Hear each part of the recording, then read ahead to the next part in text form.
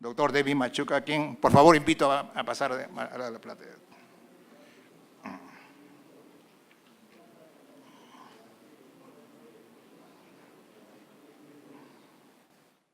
Por favor.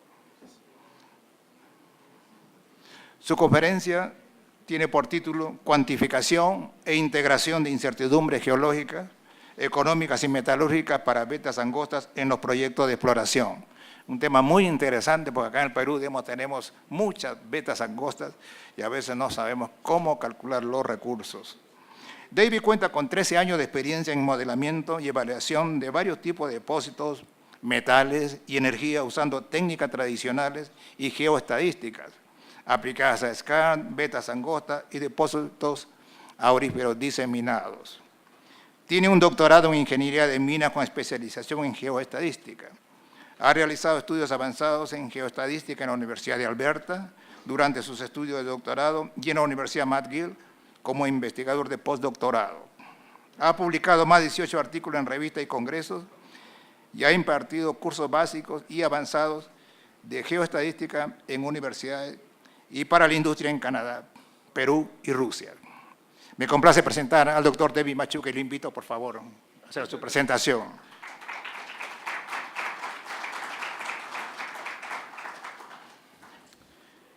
Antes que nada, quisiera agradecer al comité organizador de Extemin por invitarme a tan prestigioso evento y espero estar a la altura de este evento tan grande.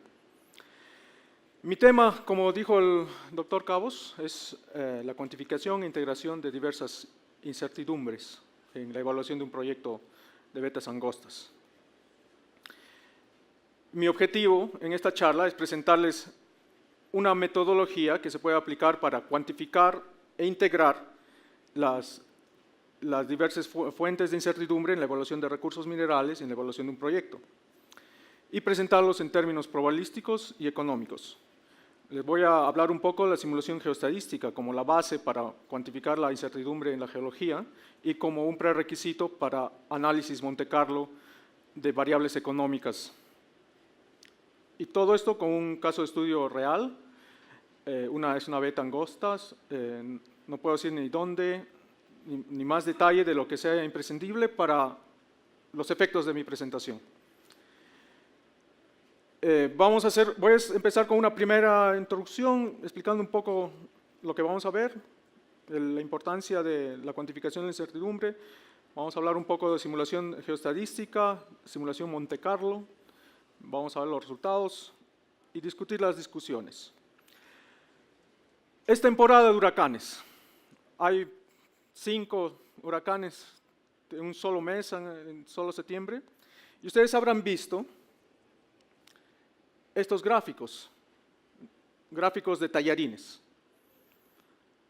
Estos gráficos son generados por modelos del clima muy avanzados, y cada uno presenta una posibilidad del trayecto de un huracán. Un solo gráfico no nos dice nada. Si tomáramos la media, pensaríamos que el huracán iba a pasar el huracán Irma. Este es el huracán Irma que pasó hace unos días por la Florida. Si tomáramos la media de estas realizaciones, de estas simulaciones, pensaríamos que el huracán va a pasar al oeste de la Florida, pero no, pasó al este. Entonces, ¿cómo expresamos esta incertidumbre? Este estado, la incertidumbre es el estado de falta de conocimiento total, ya sea sobre el futuro o sobre cualquier fenómeno natural. Y este estado de falta de conocimiento se traduce en un riesgo si esta falta de conocimiento eventualmente podría causar efectos perjudiciales. Y este riesgo se presenta como probabilidades. Esta es la probabilidad del riesgo de tener vientos con fuerza de huracán.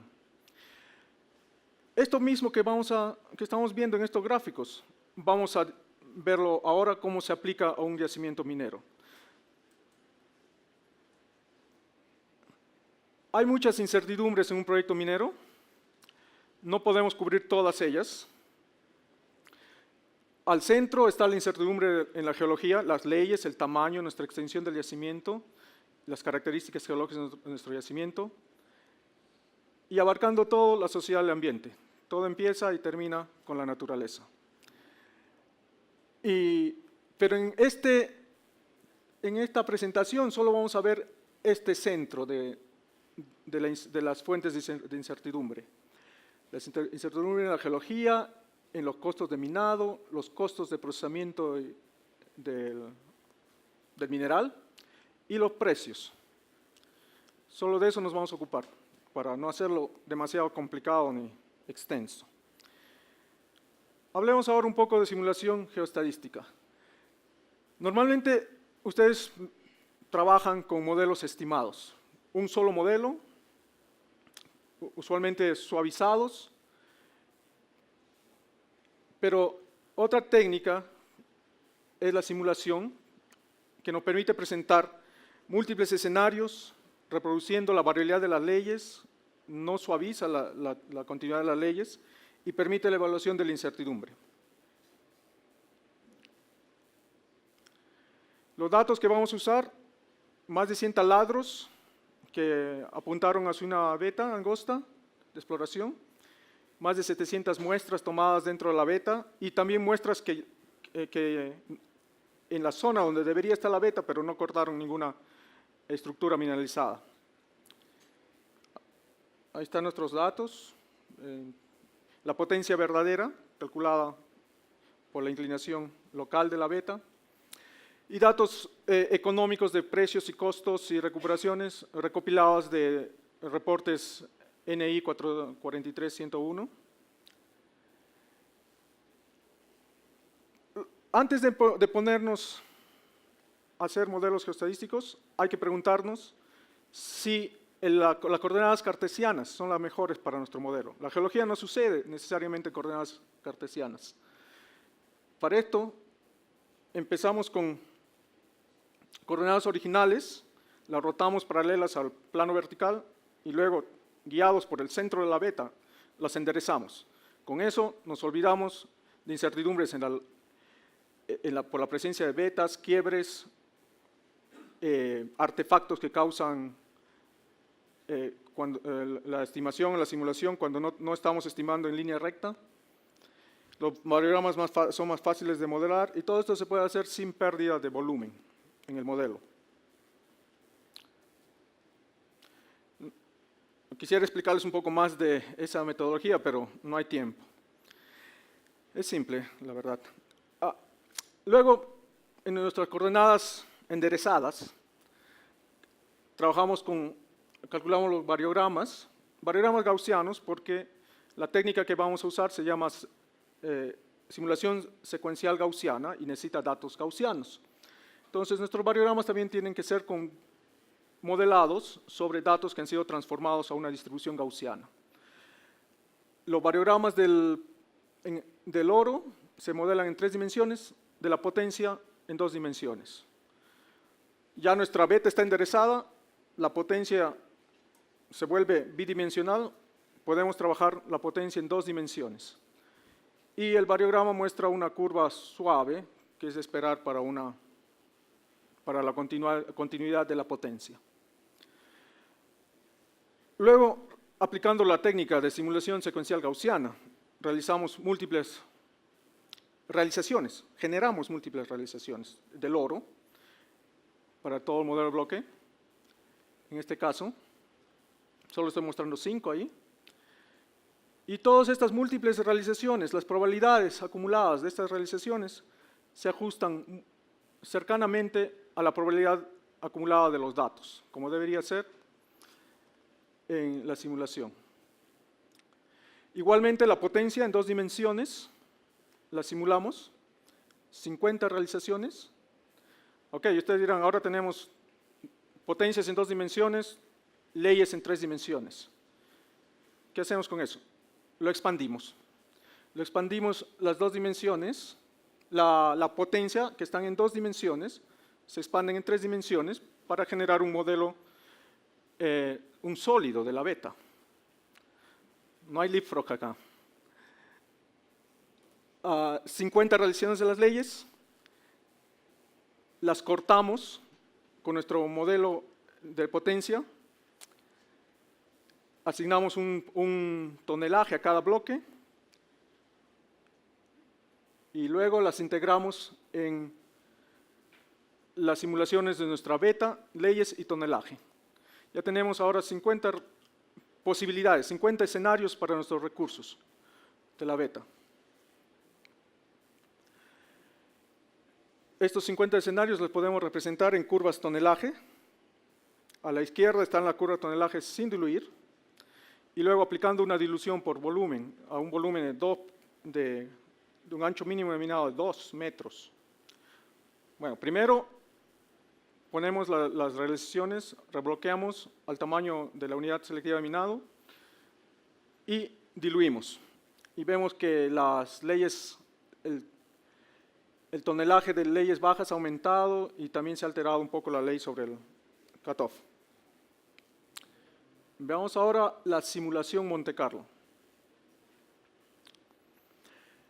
Necesitamos datos para simular precios, para simular costos. Lo que hice fue recopilar en una página web los precios mensuales del oro de los 50 últimos años, no, 5 últimos años, disculpen, desde agosto del 2012 al 2017, y me pareció razonable aplicarle un peso inversamente proporcional al tiempo, a la antigüedad. El mayor peso se lo lleva el precio del mes pasado y el menor peso el precio de hace 5 años. Y con eso construimos un histograma de nuestros precios, y identificando aquí el caso base, $1,250 la onza. Igual o similarmente, para los costos de minado y de procesamiento, todos estos datos fueron recopilados de reportes en el dominio público. Y también para la recopilación metalúrgica, construimos diferentes distribuciones, histogramas para cada uno de ellos. Y aquí pueden ver el caso base, que es el caso que se aplicó para evaluar el proyecto de manera determinística. Y ahora tenemos la ley de corte. Normalmente a la ley de corte le ponemos un precio único, costos únicos, recuperaciones únicas. Esta vez lo que vamos a hacer es meter toda esta distribución vía simulación Monte Carlo a la ley de corte. Generamos aleatoriamente una probabilidad entre 0 y 1. Tenemos un precio y va a nuestra fórmula. Y igual hacemos con los costos de minado, los costos de procesamiento y la recuperación metalúrgica del oro. Generamos 10.000 valores aleatorios de cada una de estas variables y eso nos da una distribución de las posibles leyes de corte. Esta distribución nos expresa en términos probabilísticos, dada el rango de posibilidades que pueden tener nuestros precios, costos y recuperación, cuál podría ser el rango de la ley de corte que sería aplicable a nuestro depósito. El caso de base, la verdad, es bastante optimista, 1.40, pero vemos que en algunos casos puede haber hasta una ley de corte de 6.3, seguramente cuando la recuperación fue muy baja, o el precio fue también muy bajo. Todas las variables interactúan de manera no lineal para formar esa distribución de posibles leyes de corte. Ahora, ¿cómo integramos? Hemos visto que hemos simulado los depósitos, hemos simulado la ley de corte. Tenemos acá nuestra curva tonelaje de ley de 50 depósitos simulados. Aleatoriamente escogemos una. Tenemos nuestra distribución de la ley de corte. Escogemos un valor aleatorio, 0.75 por ejemplo. Vemos cuál es la ley que corresponde a esa probabilidad, la ley de corte, 2.2, y esa la trasladamos a la curva tonelaje ley y tenemos un posible escenario encima de la ley de corte en términos de toneladas y ley promedio. Y esto lo repetimos 10.000 veces. La verdad es bien rápido, es 1 minuto. Podríamos hacerlo muchas veces más. Para suavizar esta curva. Y acá, disculpen, para suavizar estas curvas de distribución de las toneladas del mineral, cuál es la posible distribución en el tonelaje en nuestro depósito y la posible distribución de la ley promedio. Juntas nos permiten calcular la posible distribución de probabilidades del contenido metálico recuperable, con el vaso casi ahí. Ahora, asumiendo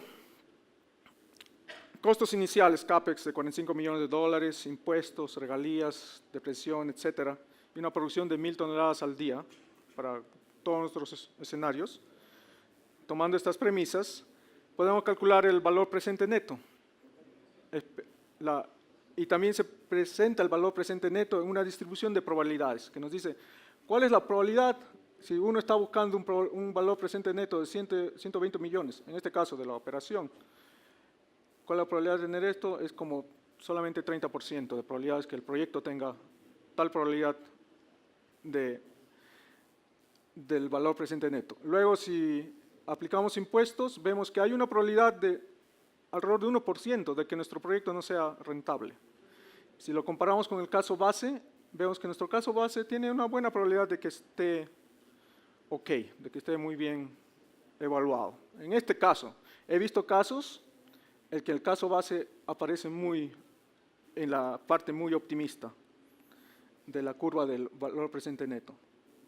Tenemos 60% de riesgo de que el proyecto en realidad produzca menos ganancia de lo esperado por el caso base, por los métodos determinísticos.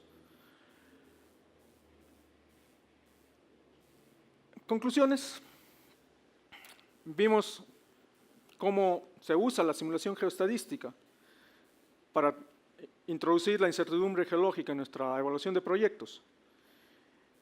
Y vimos cómo integrarlas en un caso de una beta angosta, cómo integrar esta incertidumbre geológica con las incertidumbres económicas y de recuperación metalúrgica para tener una idea más grande, global, de los riesgos en el proyecto minero.